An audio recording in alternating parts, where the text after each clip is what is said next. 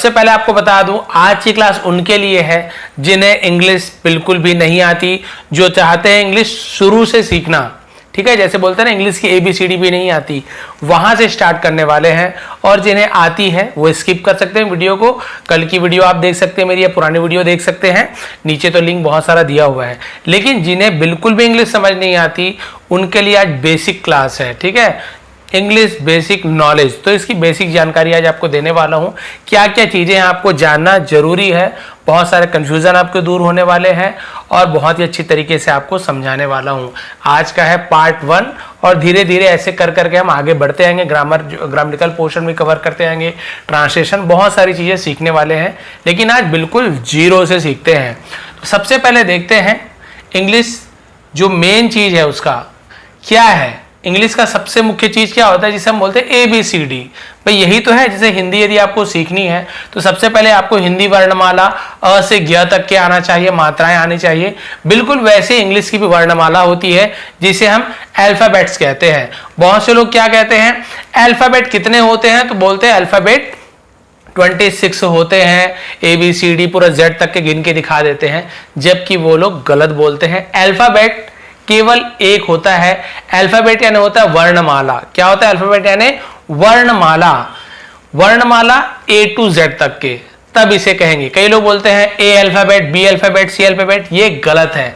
Alphabet का पूरा मतलब होता है चार्ट, वर्णमाला, पूरा चार्ट, यानी ABCDEFG पूरा को हम एक वर्णमाला बोलेंगे।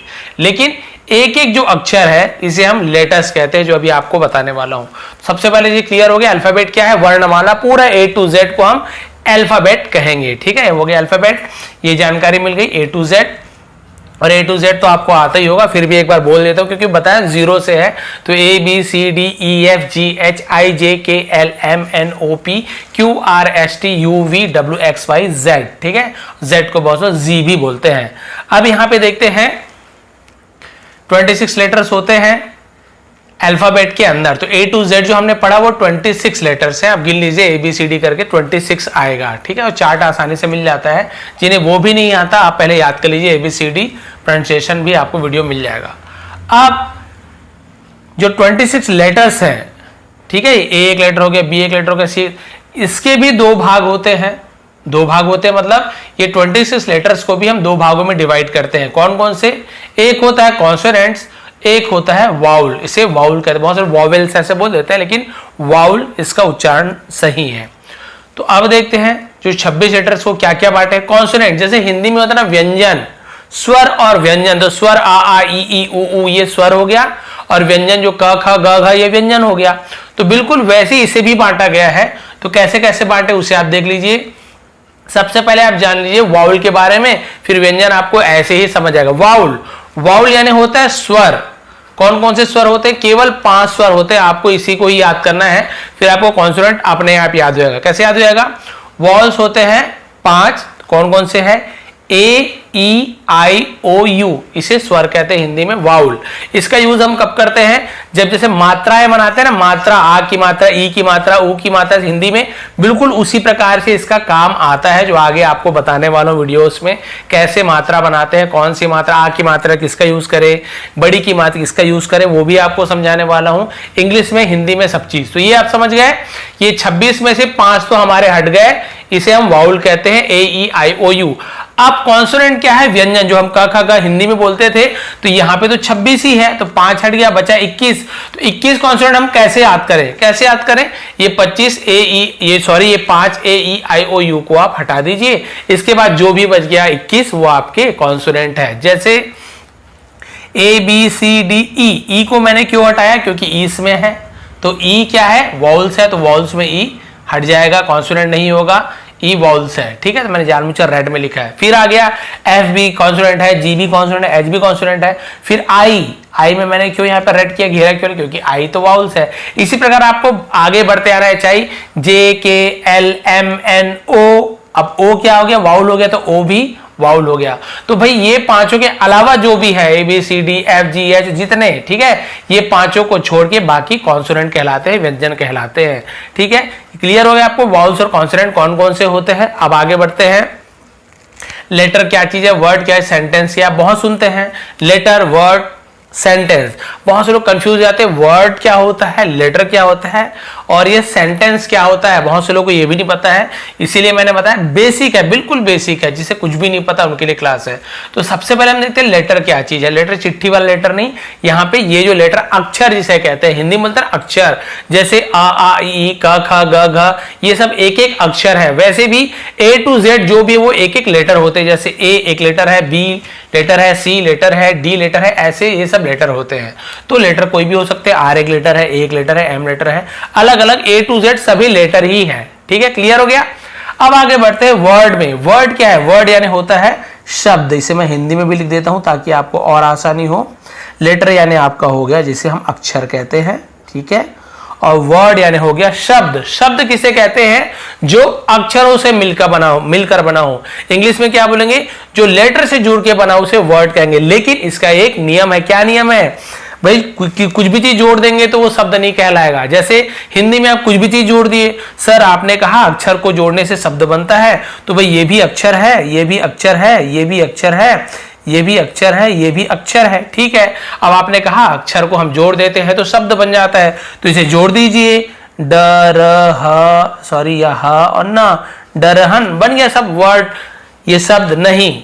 इसका एक रूल क्या है? रूल क्या, समझने वाली बात है कि लेटर से जोड़ के वर्ड बनता है, अक्षर जोड़ के शब्द बनता है, लेकिन उसका कोई मीनिंग निकलना चाहिए, कोई मतलब निकलना चाहिए, तभी उसे हम शब्द या फिर इंग्लिश में वर्ड कहेंगे। ठीक है, जैसे कि मान लीजिए क भी एक अक्षर है, ठीक है, म भी एक अक्षर है और ल भी एक अक्षर है, मान लीजिए आगे पीछे लिखा हुआ है।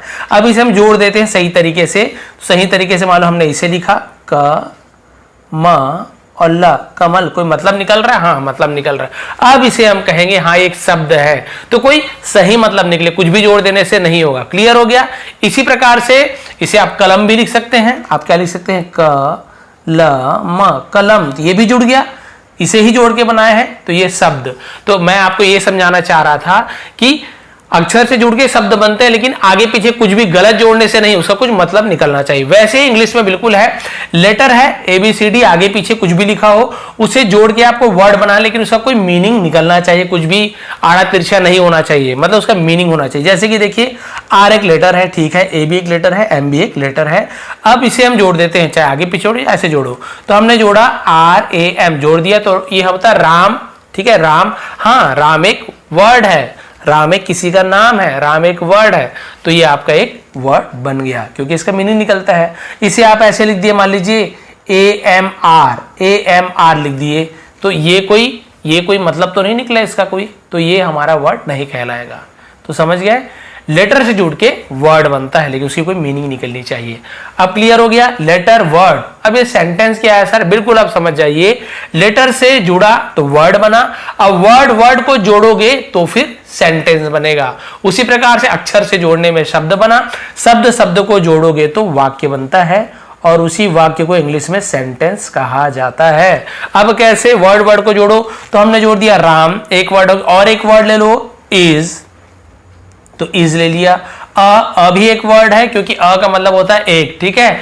बॉय, ये भी एक वर्ड है, तो बॉय लड़का। तो देखिए वर्ड, तो वर्ड से जुड़ के बना है, वो हो गया सेंटेंस। क्लियर हो गया, लेटर से जुड़ा वर्ड से जुड़ा तो सेंटेंस। तो इस प्रकार से क्लियर हो गया, ये चीज आपको सब चीज समझ आ गया। लेटर किसे कहते हैं, वर्ड किसे कहते हैं, सेंटेंस किसे कहते हैं। आगे बढ़ते हैं, बहुत सारे सेंटेंस बन सकते हैं, जितने भी, ये जरूरी नहीं 3 ही 4 वर्ड, आप लंबा से लंबा जोड़ सकते हो। जैसे कि माई नेम इज, ठीक है, विष्णु, और आगे यहाँ पे जगह मुझे नहीं मिल रहा, तो my name is Vishnu Sharma, ये भी एक सेंटेंस है क्योंकि बहुत सारे ये आपके एक एक वर्ड से मिलके बना है। क्लियर हो गया आपको। अब आगे बढ़ते हैं और बेसिक जानकारी आपको देता हूँ। बेसिक चार्ट, ये बेसिक चार्ट क्या चीज़ है सर? इसमें आपको बताने वाला हूँ कि बेसिक हमें इंग्लिश में किन चीज़ों की जानकारी होनी चाहिए। हमें जानकारी होनी चाहिए सब्जेक्ट की। ये सब्जेक्ट क्या चीज़ है? सब्जेक्ट यानी जैसे कि हिंदी में, पहले आपको एक उदाहरण देता हूँ, जैसे बहुत ही सामान्य उदाहरण कि राम स्कूल जाता है, राम स्कूल जाता है, तो स्कूल जो जाता है, जो वो काम कर रहा है, वो सब्जेक्ट होगा। राम स्कूल जाता है, कौन स्कूल जा रहा है? राम स्कूल जाता है, तो वो काम करने वाला कौन है? राम। तो उसे हम सब्जेक्ट कहेंगे, ठीक है। तो नेम, कोई नाम सब्जेक्ट हो सकता है, राम, मोहन, सीता, अकबर, अमर, जो भी हो। उसी प्रकार से मैं भी हो सकता है, मैं स्कूल जाता हूं, मैं आम खाता हूं, मैं घूमने जाता हूं, मैं सोता हूं। तो वो काम करने वाला कौन है? मैं। तो मैं को इंग्लिश में बोलते हैं आई, तो ये भी एक सब्जेक्ट हो गया। तुम खाते हो, तुम पीते हो, तुम घूमते हो, तुमको इंग्लिश में बोलते हैं यू, तो ये भी सब्जेक्ट हो गया। वी यानी होता है हम जाते हैं, हम घूमते हैं, हम फिरते हैं, हम सोते हैं, हम अच्छे हैं, हम बुरे हैं, तो वी यानी हम, तो ये भी सब्जेक्ट हो गया। ही यानी वह, लड़का है तो हम वह के लिए ही का यूज करते हैं, तो वह सोता है, वह दौड़ता है, ठीक है। तो इस प्रकार से वह जा रहा है, वह खा रहा है, तो हम ही भी एक सब्जेक्ट हो गया। शी वैसी लड़की के लिए हम यूज करते हैं, वह के लिए शी, किसी का नाम, तो ये सब सब्जेक्ट है। कोई भी काम करने वाला, चाहे मैं करूं, तुम करो, किसी का नाम वो करे, तो वो सब्जेक्ट कहलाता है। क्लियर हो गया? सब्जेक्ट किसे कहते हैं? अब होता है हेल्पिंग वर्ब। आप सुने होंगे आपने, हेल्पिंग वर्ब लगाना है सब्जेक्ट के साथ। हेल्पिंग वर्ब क्या होता है? हेल्पिंग वर्ब देखिए, इज हो गया, एम हो गया, आर हो गया, was, were, will, have, has, ऐसे बहुत सारे और भी हेल्पिंग वर्ब्स आपको मिलेंगे जो मदद करते हैं, सहायता करने वाली वर्ब की, ठीक है, हेल्पिंग वर्ब कहलाते हैं। ऐसे और भी बहुत सारे हैं जो आपको आगे बताने वाला हूं, लेकिन ये बेसिक जानकारी है। अब आपने सुना होगा वर्ब, हेल्पिंग वर्ब तो सुन लिया। वर्ब क्या चीज है? वर्ब यानी होती है क्रिया, ठीक है। वर्ब ऐसे बोलते हैं, वर्ब लिखा हुआ है लेकिन आर थोड़ा सा साइलेंट होता है, वर्ब ऐसे बोलते हैं। वर्ब यानी क्या होता है? क्रिया, कोई भी काम, खाना, दौड़ना, भागना, सोना, सोचना किसी के बारे में, है ना, सोचना भी एक काम हो गया है, ठीक है। दौड़ना, रोना, हंसना, छींकना, खांसना, ये सब काम है। कोई भी किसी प्रकार का काम हो तो उसे हम वर्ब कहते हैं। अब वर्ब का फॉर्म होता है, आपने सुना होगा वर्ब का फर्स्ट फॉर्म, वर्ब का सेकंड फॉर्म। तो हाँ, वर्ब के बेसिकली 3 फॉर्म होते हैं, वैसे आईएनजी फॉर्म को भी जोड़ते हैं, तो 3 फॉर्म जैसे हम देख लेते हैं। तो जैसे मान लीजिए खाना, खाने को हम बोलते हैं ईट, यानी होता है खाना, भोजन करना, ईट। तो उसके 3 फॉर्म, तो ईट ये पहला फॉर्म हो गया, फर्स्ट फॉर्म जिसे कहते हैं।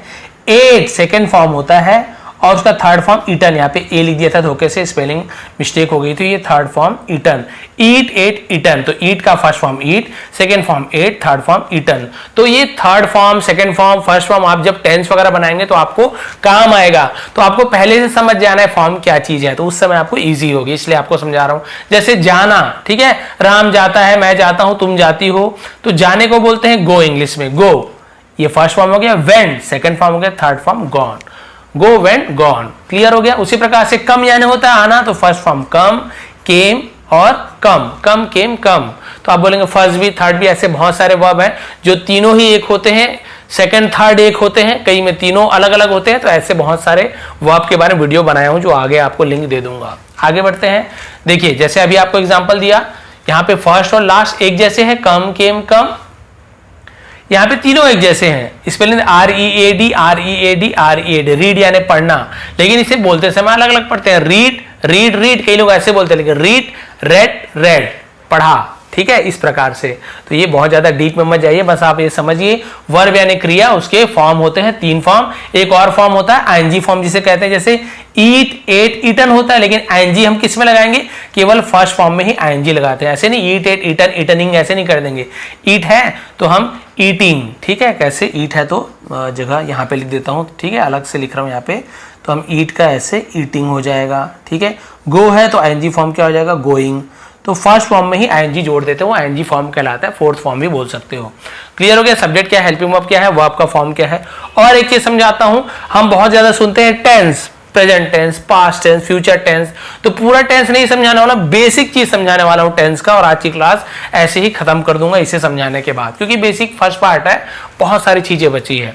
सब्जेक्ट आपको पता है कौन होता है? सब्जेक्ट जो काम करता है, जैसे आई, यू, दे, वे, वी, sorry, he, she, it, name, है ना, ये सब्जेक्ट हो गया।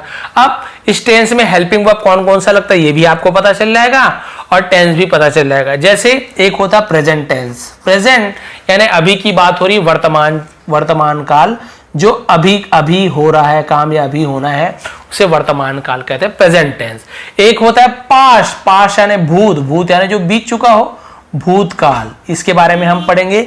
एक होता है फ्यूचर, फ्यूचर यानी जो आने वाला है, भविष्य, कुछ चीज करूंगा, होगा, खाऊंगा, पीऊंगा, इस टाइप से, ठीक है। और भूतकाल किया था, गया था, इस टाइप से। तो वर्तमान का पहचान होता है हूँ, ठीक है, इस प्रकार से।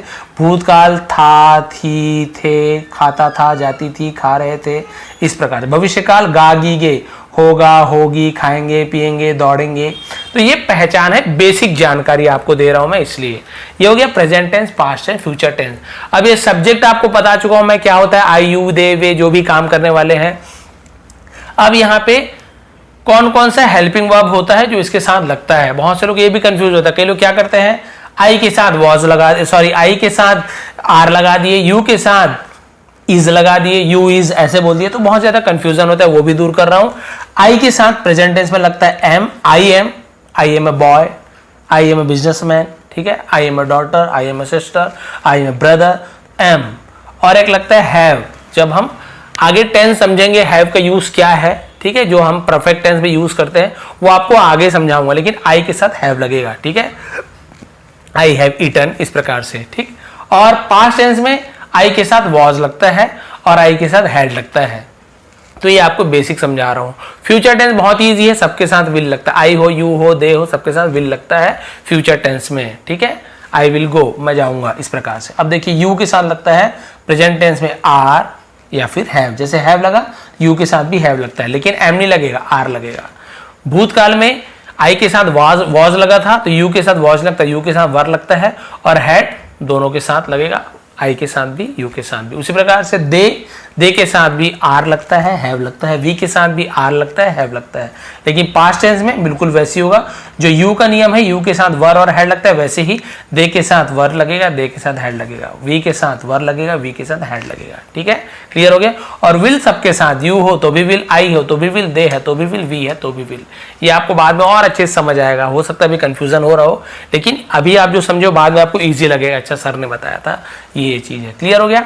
और एक होता है ही, शी, इट या फिर किसी का नेम, जैसे पता ना वह, तो हम उसके साथ प्रेजेंट टेंस में इज लगाएंगे, ही इज, ऐसे कभी नहीं होगा, ही एम, ही आर, ऐसे नहीं होगा, ही इज होगा, शी इज होगा, इट इज होगा, किसी का नेम है, Rahul is, Mona is, Akbar is, है ना, फैजल इज, ऐसे इज होगा, क्लियर हो गया। कभी भी राहुल नेम के साथ आर है वैसे लगे। अब ही है तो यहां जैसे हैव लगा था, यू के साथ भी हैव लगा था, दे के साथ, लेकिन ही के साथ हैव नहीं लगेगा, ही के साथ हैज लगेगा, सी के साथ हैज लगेगा, इट के साथ हैज लगेगा, किसी के नेम के साथ हैज लगेगा।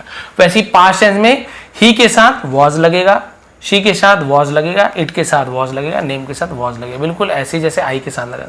लेकिन ही वर, सी वर कभी नहीं करेंगे, जो लिखा है सामने वही। वैसे ही हैड सबके साथ लगता है, आई के साथ हैड, दे के साथ, सबके साथ हैड लगता है, इसमें कोई प्रॉब्लम नहीं है। केवल हैव और हैज में प्रॉब्लम होती है और इसमें प्रॉब्लम होती है। प्रॉब्लम क्या आपको ध्यान रखना है। और विल सबके साथ लगेगा, he will, she will, it will, name, किसी का नेम है तो ये थी भैया आज का पार्ट 1, जिसमें हमने बहुत ही बेसिक तरीके से सीखा अल्फाबेट, यानी होता है वर्णमाला A to Z पूरा, लेकिन वो A to Z में 26 जो होते हैं लेटर्स होते हैं, जो एक एक लेटर जो है ABCD एक एक लेटर्स होते हैं, एक एक लेटर होते हैं। और उसको भी हमने 2 भाग में बांटा, कॉन्सोनेंट व्यंजन जिसे कहते हैं, वाउल यानी स्वर जो होता है, 5 स्वर होते हैं AEIOU, इसको छोड़ दो तो बाकी जो A to Z जो आता है इनको छोड़ करके उसे कॉन्सोनेंट कहते हैं। अब हमने देखा लेटर अलग अलग सिंगल सिंगल जो लेटर होता है उसे जोड़ो, जिसका कोई मीनिंग बने उसे हम वर्ड कहेंगे। बहुत सारे वर्ड को जोड़ दो तो वाक्य बनता है, ठीक है। वाक्य के बाद और भी होता है, पैराग्राफ होता है, स्टोरीज, वो अलग चीज हो गया, ठीक है।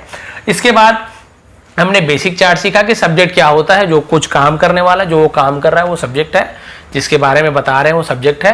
हेल्पिंग वर्ब बताया क्या क्या यूज होता है हेल्प करने के लिए। वर्ब आपको बताया क्रिया, खाना पीना दौड़ना भागना। फॉर्म बताया first form, second form, third form.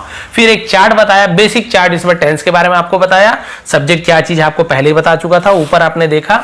और यहाँ पे हेल्पिंग वर्ब जो है क्या क्या यूज होगा, प्रेजेंट टेंस को, प्रेजेंट को वर्तमान काल बोलते हैं, पास्ट है ना, फ्यूचर भविष्यकाल, पास्ट भूतकाल। तो इस प्रकार से बिल्कुल बेसिक जानकारी थी वो आज मैंने आपको दी है। आपको कितना समझ आया नहीं आया कमेंट कीजिए। पार्ट 2 लाऊंगा जहां पे मैं आपको इसके बाद और भी बहुत सारी चीजें, ठीक है, जो हम सीखने वाले हैं। टेंस का तो एक अलग ही मेरा चल रहा है वीडियो, जिसमें हर एक टेंस को मैं बता रहा हूं, वो अलग ही चीज हो गया। आपको मैं टेंस के बारे में तो बता ही रहा हूं, वो टेंस का अलग पार्ट हो गया। हम ग्रामर में देखने वाले, ग्रामर में छोटी छोटी चीजें क्या क्या चीज है जो हमें जाननी जरूरी है। अपॉस्ट्रोफी के बारे में जानने वाले हैं, सेंटेंसेस के प्रकार जानने वाले हैं, कितने प्रकार के सेंटेंस होते हैं, है ना। इसके बाद हम जानने वाले हैं कि मोडाल्स जो होता है वो क्या होते हैं, डायरेक्ट इनडायरेक्ट, बहुत सारी चीजें अभी धीरे धीरे जानेंगे, घबराने की जरूरत नहीं है। सिर पे बर्डन मत लीजिए कि अरे बाप रे इतनी सारी चीजें हैं। तो भाई मैंने जब सीखा तो मेरे लिए भी इतनी सारी चीजें थी, लेकिन स्टेप बाय स्टेप सीखा तो बहुत सारी चीजें मुझे आगे जो आपको समझाने वाला हूँ। तो ये थी आज की फर्स्ट पार्ट कि जीरो से इंग्लिश कैसे सीखें। यदि आपको थोड़ी पसंद आई हो तो प्लीज़ लाइक करेंगे, कमेंट करेंगे।